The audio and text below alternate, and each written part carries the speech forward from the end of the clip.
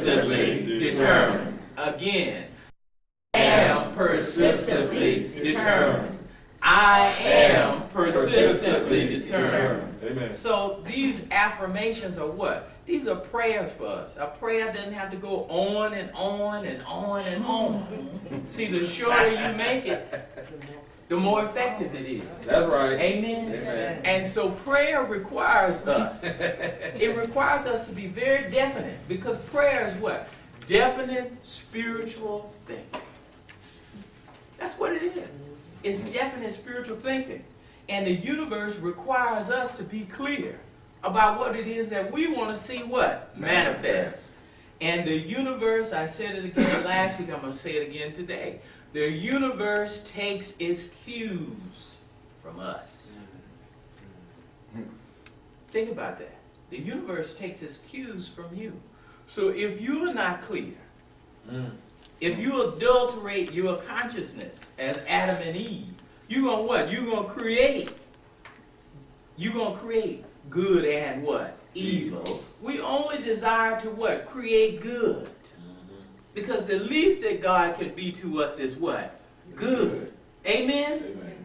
All right. So, you know, a lack of enthusiasm creates what? Lazy vibrations. Because we're what? All energy.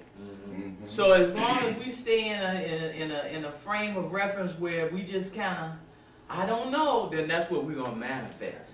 A whole lot, I don't know.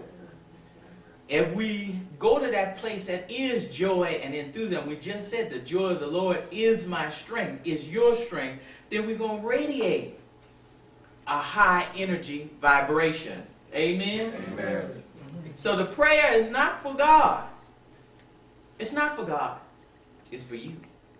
Amen? Amen. Because it requires us to what? Shift our thinking, our consciousness. So the prayer is not to change God's mind. It's to change your mind. Amen. Amen? All right. So today our text comes from Matthew chapter 6, verses 9 through 13.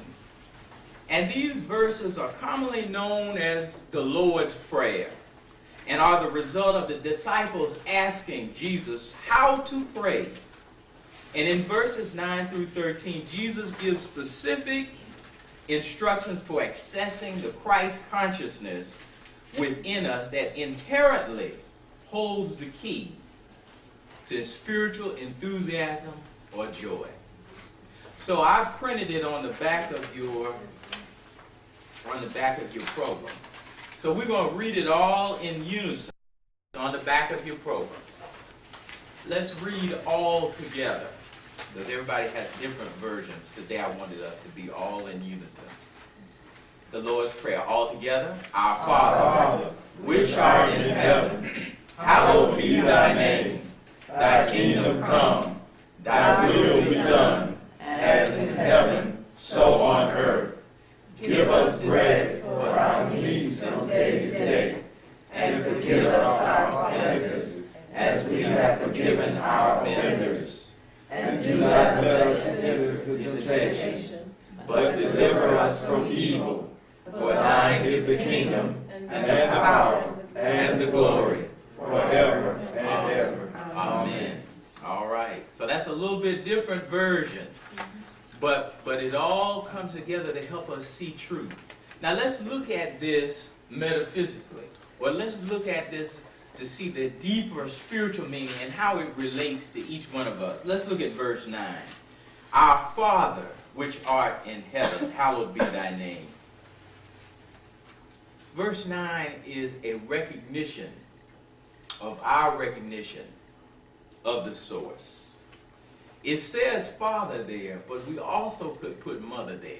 Amen? Amen. Because God created out of itself. So it represents both the masculine and the feminine principles. Amen? Amen.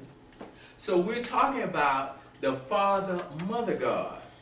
And it represents the divine source or the parent source, God.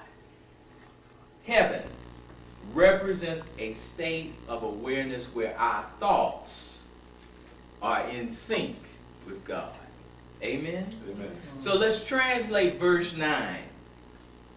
And let us see what it means for us spiritually. The first step in prayer is to joyously acknowledge the spiritual source, Father, Mother God, that resides in the kingdom of heaven within your own soul. Amen? Amen. So the soul again represents our conscious awareness of who we are as spirit.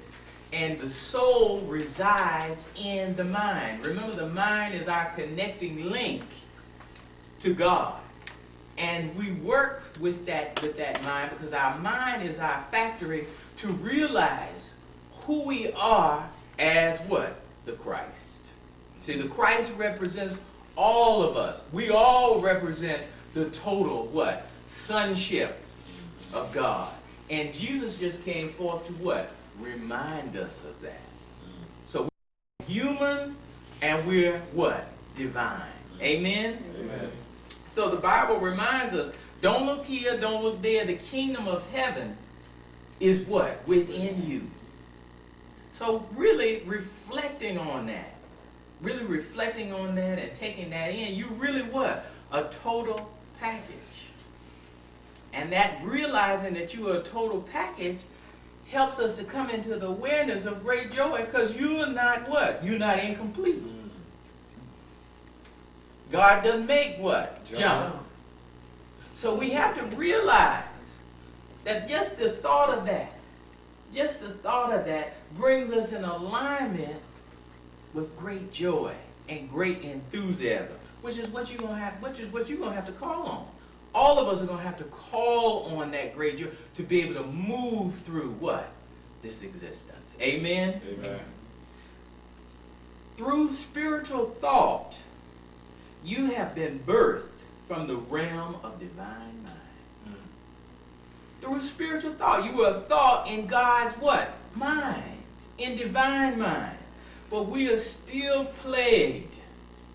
Hear me now. We are still plagued by what we don't have. CNN tells us every day, you don't have this, you don't have that, you can't pay your bills. What are you going to do? See, they remind you, and as long as that's what's on your mind, you'll never be able to pay your bills. You'll never be able to fulfill your obligations. See, the thing is that we have to take our mind off of what it is that we can't do and focus on what it is that we can do.